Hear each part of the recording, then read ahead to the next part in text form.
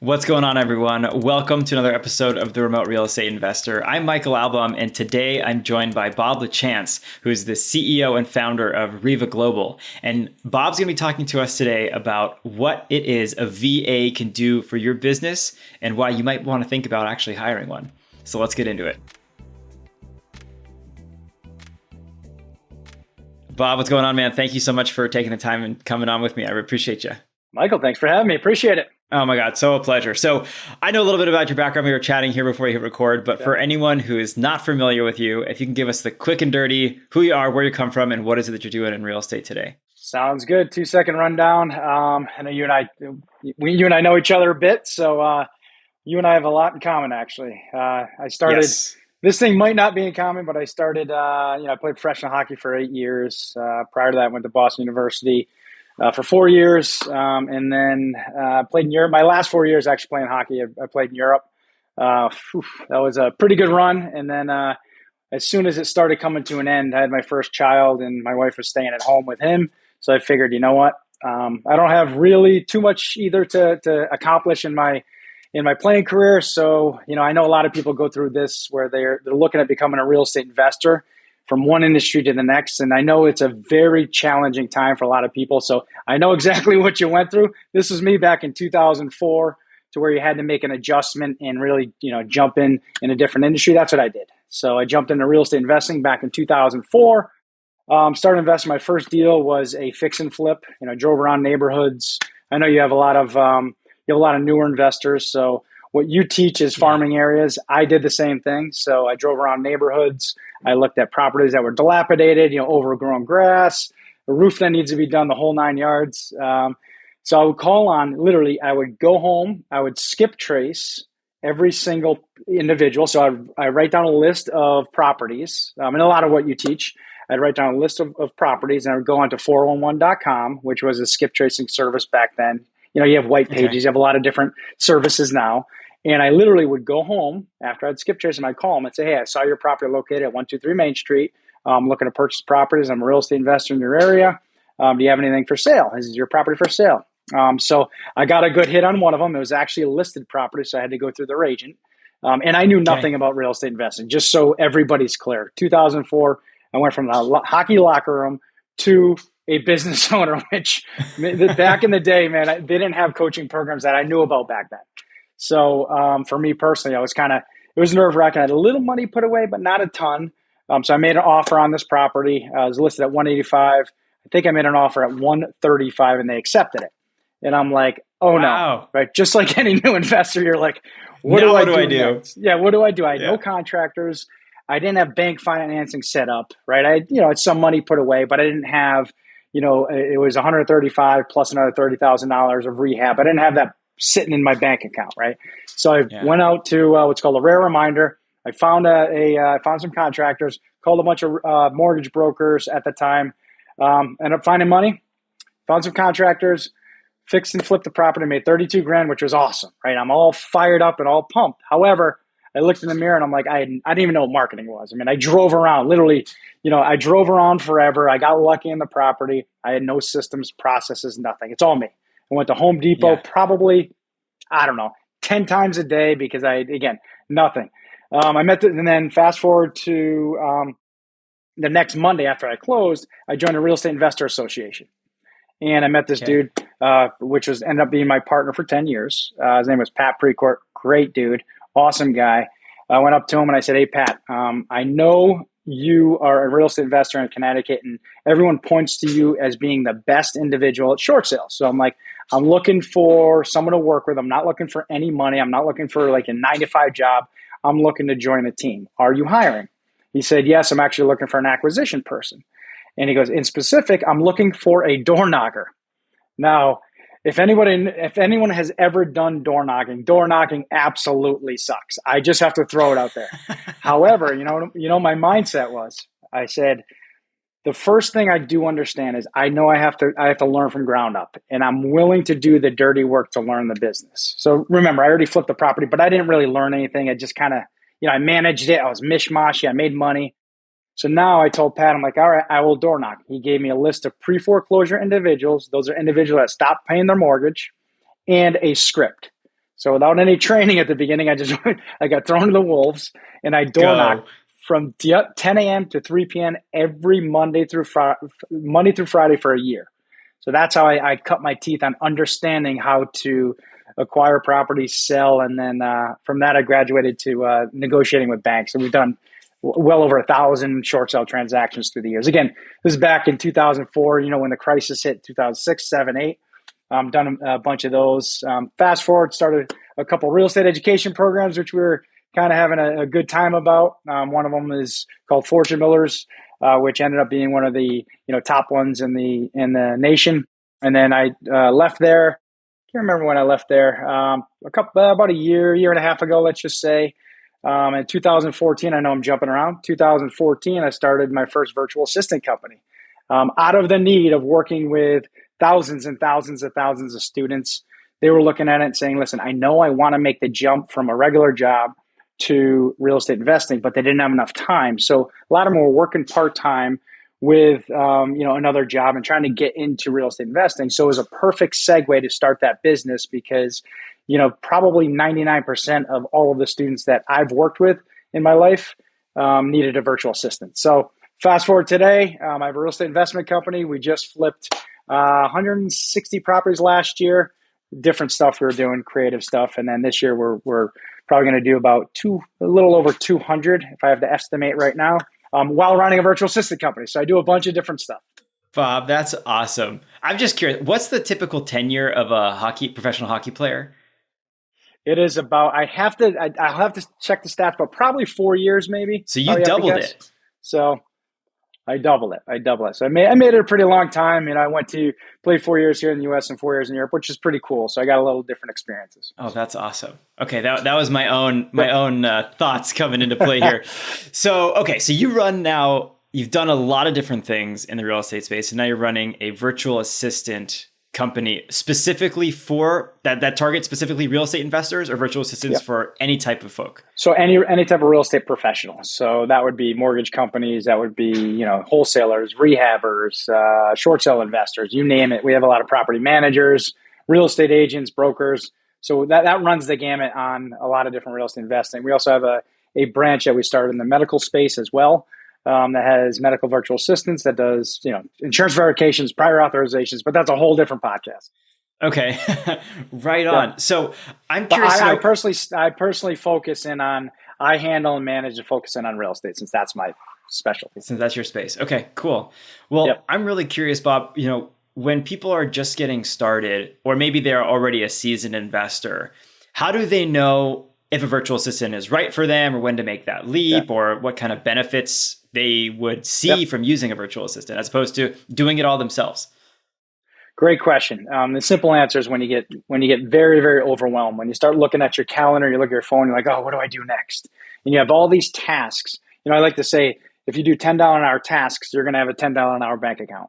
That's typically when you start looking at that stuff. And it's really important to, start looking at your calendar every day and see what tasks should you get off your plate first.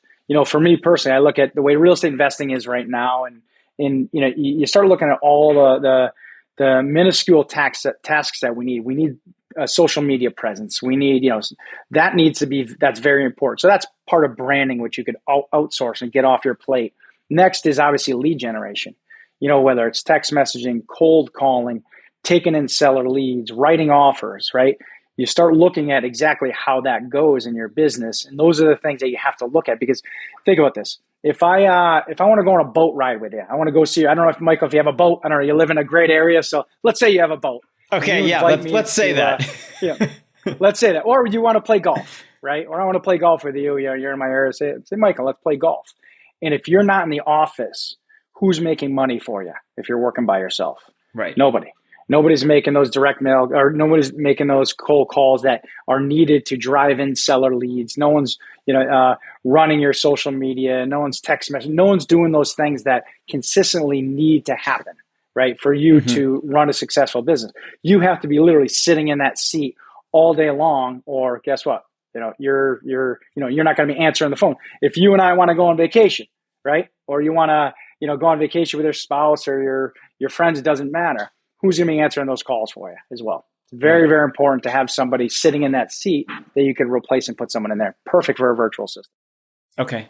And what about for like folks that are using investing as a very traditional business model, the long-term buy and hold investor? They're making that transition now. Their portfolio has grown to such a point where they're transitioning maybe from a full-time job into real estate investing full-time, but they're not flipping, they're not wholesaling. Yep. I mean, is there a space for them to take advantage of virtual assistants as well? Absolutely. You can look at two sides. Again, if they're still looking to build their portfolio, that's one kind of set of tasks. Then another side is admin tasks, right? On the property management side, it all depends if they manage properties themselves. So if you want to look at both of them on acquisition side, if they're in an area that is competitive, they're going to need someone to cold call, to text message, to take calls, to answer calls, maybe to make MLS offers, right? Because you can look at it, and in every area it's different. So if I'm investing in Toledo, let's say, you could have an algorithm, or you could have what's the word I'm looking for? You could run your numbers on how your numbers go in buy and hold, right? A cash flow, what the cost of your money is, et cetera, et cetera. Different in Toledo than it is in San Francisco, than it is in San Diego, than it is in Connecticut. So you could have your virtual assistant comb through the MLS if you have access to it and make MLS offers as well to find and acquire properties. On top of course, taking in direct mail calls, taking in PPC calls, outbound dialing, text messaging, things like that. So that's on that storefront, because if we want to build our portfolio, we need properties that fit whatever kind of box that we want, right? Maybe it is an area that's more appreciation over cash flow. I don't know. Everyone's different these days, because some people want to put more down, right, as a deposit, whereas some people want least amount, but get an area that has more cash flow, right? It all depends. On the other side of it, and if you could pause me because I'm from Connecticut. Sometimes when I get talking, I go pretty fast. This is great, man. This is awesome. So on the property management side, they can do anything from, taking in seller calls. I'll give you a perfect example. Today, we have a number of properties that we own, and we get calls in from tenants that just want to vent, right? Well, my lease, it shows that you're going to buy me all the new appliances every time something happens, blah, blah, blah, blah. Now, as an owner of houses, that beats you down.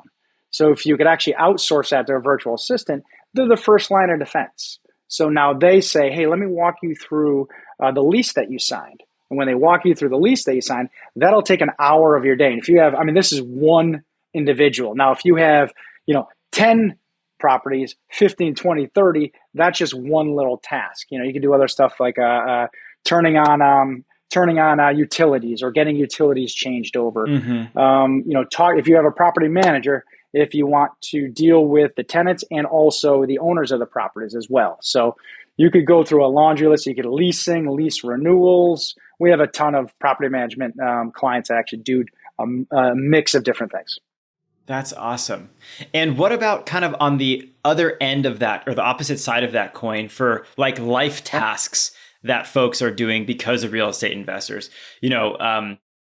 Grocery shopping, scheduling, all that kind of stuff that doesn't actually have to do with real estate, but that stuff is all time consuming and doesn't free you up to then go invest more. So are virtual assistants a good fit for those types of tasks as well? Yeah, we have clients that use them as executive assistants as well, right? To help with travel, right? There's other little niche industries as well as real estate investing. You got the financial industry, right?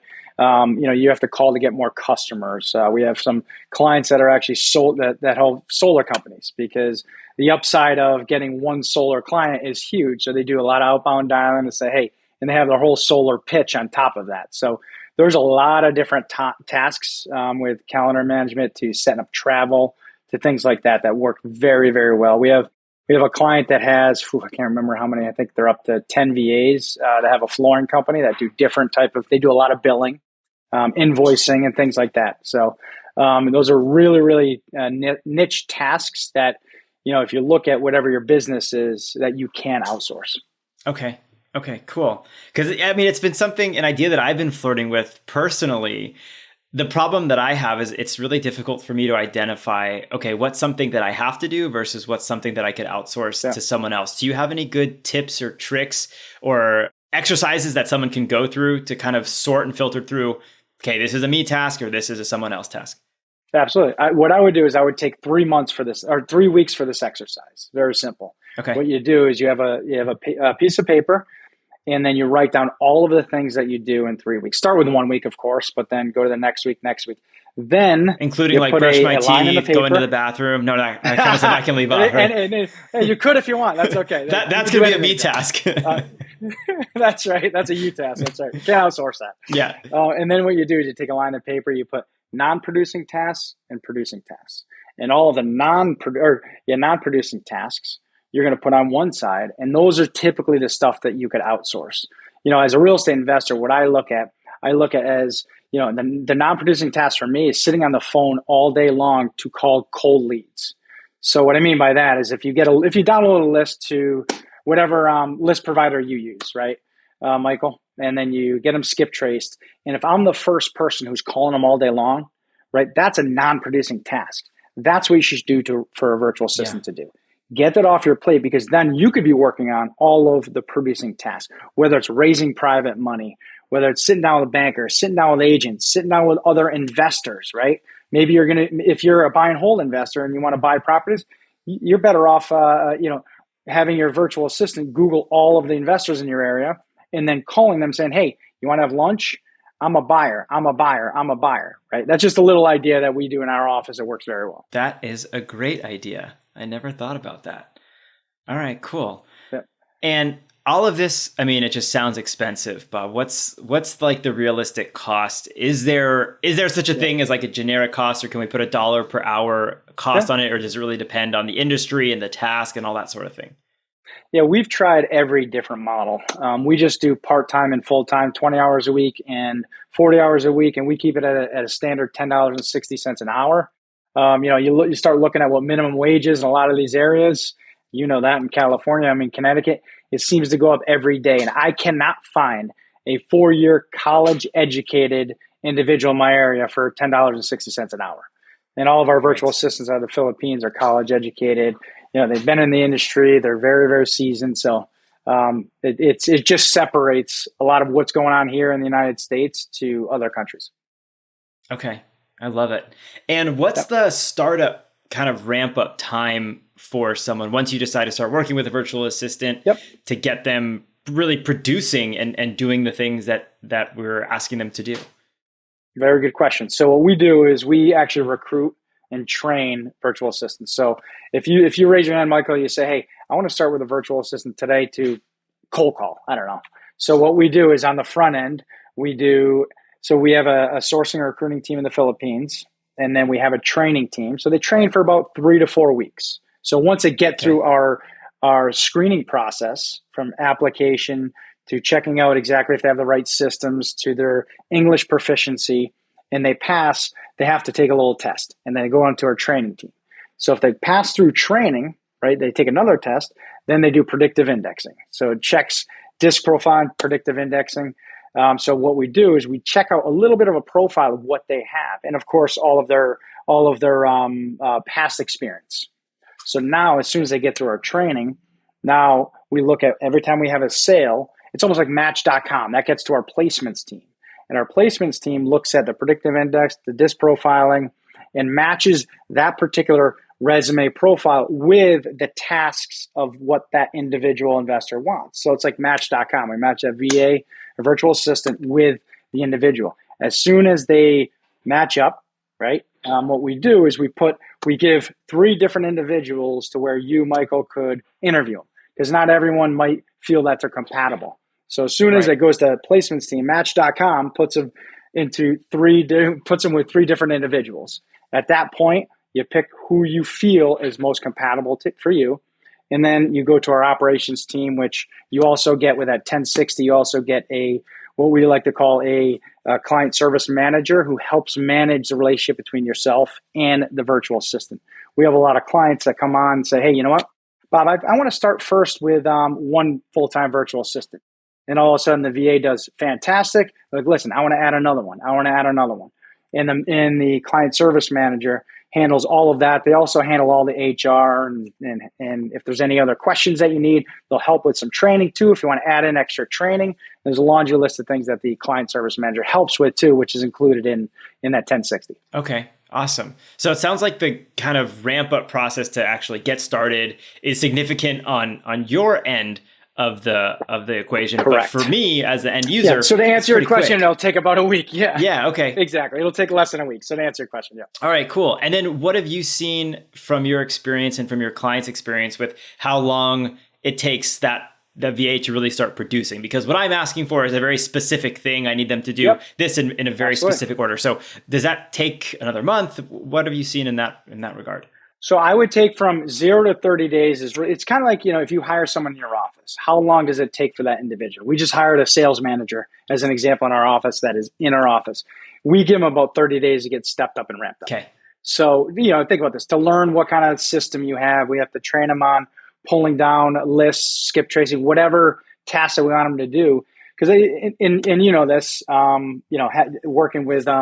working in a Roofstock Academy, you have a clients may come in, you have 80% of the individuals that will run a business the same way, but it's the 20% that makes the magic, right? They'll start changing it.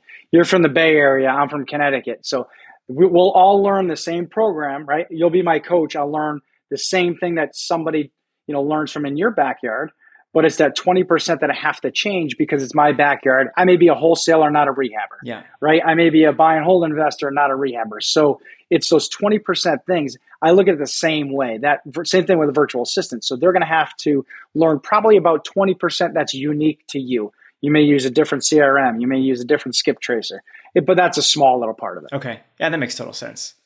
And Bob, how do I communicate with my virtual assistant? Am I texting them? Am I on WhatsApp? Am I emailing? Am I calling them? How does that work? Or is it really up to me and the VA to figure that out for ourselves? Or is there kind of a standard communication tool? That's up to you. That's up to you. Yeah. So that's up to you. So I have I don't know how many VAs I use now in our own business. We have cold callers, text messengers, data scrapers, skip tracers. We have a bunch of them. So I have Viber, Ring Central. Those are my two main things that I use. So Viber is just like a WhatsApp. Yeah. So same thing. I used to get made fun of so much for telling someone that I still use Viber. They're like, dude, welcome to 2005. I'm like, whatever, man, it works well. Like, get off my back. I like it. It's simple. I got it on my phone. I got it on my, it's very, very simple. Yeah, and it works. I use that. We also have a Slack channel too that we use. So, okay. So whatever the client wants to use, we use it. So we'll train on how to use that specific tool for them. So it's very simple. It's up and running right away. Okay. Awesome. Man, this is so cool. I've got to do some more exploring. What would you say are some of like the big mistakes that people make when they're just getting started so that other people, our listeners can avoid that? They can learn from others. Yeah. One of the biggest ones is, we have some clients that come in and say, listen, I just want my virtual assistant to run my business. And I'm like, listen, it's an assistant. I want a virtual assistant run my business too. Yeah, it's a virtual assistant. It's not your business owner. Get a partner if you want someone to run your business. So that one's very, very important. And set proper expectations. I think that's important to where, virtual assistants are great at lead generation. I hear people say, well, I want my VA to go from A to Z and close the deal. And I'm like, that is not realistic because who's going to go meet the seller? Who's going to actually walk them through the process in the end, right? It's very, very important because think about this, Michael, it's your real estate business, right? They are buying you. Yeah. You get the lead in. And if you have a team that is there, then they're buying your company and your acquisition manager or rep, right? So the virtual assistants are fantastic at doing tasks like lead generation. They could write up contracts. They could do transaction coordinating. They could do all that. But getting the actual deal closed, it's arduous. It's my job as a business owner to do that. Right. So I think those two things, as I see, are very, very challenging, or some misconceptions out there because they may have heard a podcast and like, hey, I have VAs that could go A to Z. Please call me and let me know that because I've run a successful business since 2004. I tried everything and it hasn't worked for me. Maybe I'm doing something wrong, but I'm open to hear. So if anyone ever heard that, please give me a call. I'll give you my number. That's great. That's great. And I mean, you kind of touched on it already, but I'm curious if someone, how I'm thinking about this for myself is just kind of having a VA take care of a lot of the life stuff that I've got, the scheduling, that sort of thing. Where have you seen, I guess in thinking about it from that frame, what are tasks that are not a great fit for a VA? like I said, closing the transaction, right? Being your closer, your head closer. You should either, have a trained individual in-house being your head closer. I would say that is first and foremost. So look at that, and that's really important. Everything else that you could do over a phone, because think about this, your head closer is an individual that has a personality trait that is in 100% sales. Now, I don't know if it is in your area to find, a killer salesperson, but sometimes it's difficult in different parts of the area in the United States, right? So outsourcing that to a different country, I found that is the most difficult part to do if you want to have a virtual assistant do that. So I would put that on the tippity top. And it's really, really important for people to know that because, think about this. There's a lot of listeners that are either working part-time or full-time, right? That are listening to this podcast that want a VA to do A to Z. You are going to have to help with the closing side of it if you want to be successful in real estate investing and you want to get out of the rat race over here. You will need to focus in on that niche for you personally. We have sales training. I pay for sales training every single Tuesday and Thursday. We have our team that are on sales training. It costs $1,000 a month, right? On just that one little niche alone. So think about that in within your business. So yeah, that makes total sense. But what if we shift the focus instead of like thinking about it from a sales and funnel, like a business perspective? If I'm having a VA help schedule doctor's appointments and shopping, that sort of thing. You mentioned it before. Anything that can be done over a phone is a totally appropriate thing to have a VA do. 100%. So if you want help with it, it depends how many doctor appointments you have, right? It depends. You have to make sure, right? It also you have to definitely make sure. And this is what's really, really important, right? You have different companies out there that have different packages. Like if you want someone for only a couple hours a week, go to Upwork. Like that is a place that you could find a VA yourself, right? It's very inexpensive. If you want specific tasks done for your real estate business, I would say go to a company like mine, right? Because it's really, really important. That's why I've tried the 10-hour, I've tried the 5-hour, I've tried, the hourly.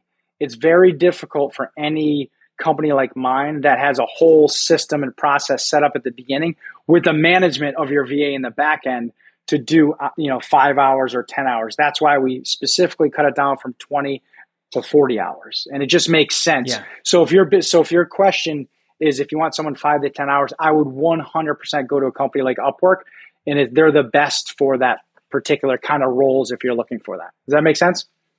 It makes total sense. It makes total sense.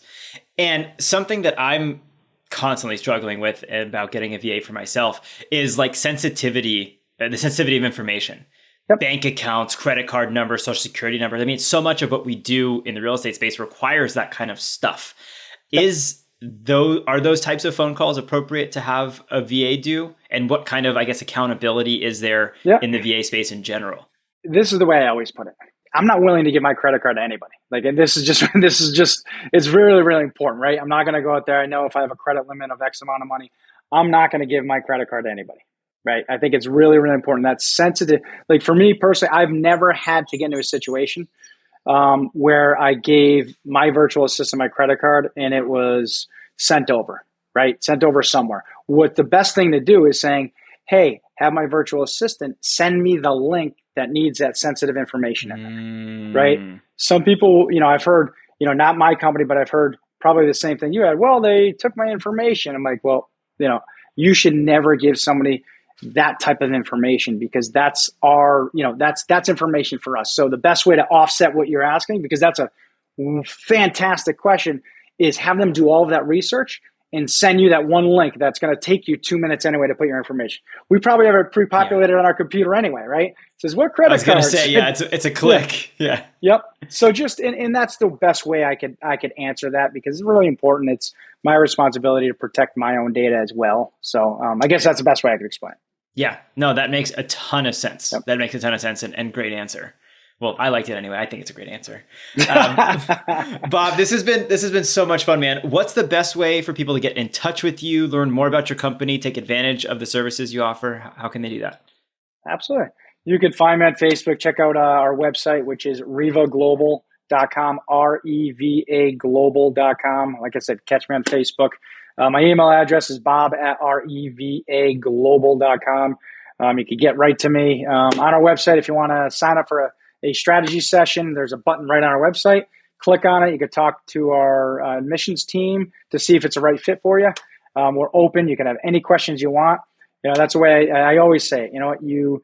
For me personally, it's important to talk to individuals like myself, like yourself, that actually work with virtual assistants and also are open to answering any questions. So whatever kind of question you have, if our team can help, that's fantastic. And if we're a right fit, that'd be fantastic to work with you. Love it.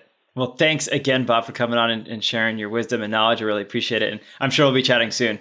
Awesome. Michael, thanks for having me. You got it. Take care. Appreciate it. Okay, everyone, that was our episode. A big thank you to Bob for coming on and sharing all his wisdom and frankly answering just a lot of the questions that I've had about VAs. Super, super, super, super interesting stuff. So I'm definitely going to be checking that out to see if it can free up some of my time to be put to higher and better use. If you liked the episode, or frankly, even if you didn't like the episode, we'd love to get a rating and review from you wherever it is you listen to your podcast. And we look forward to seeing you on the next one. Happy investing.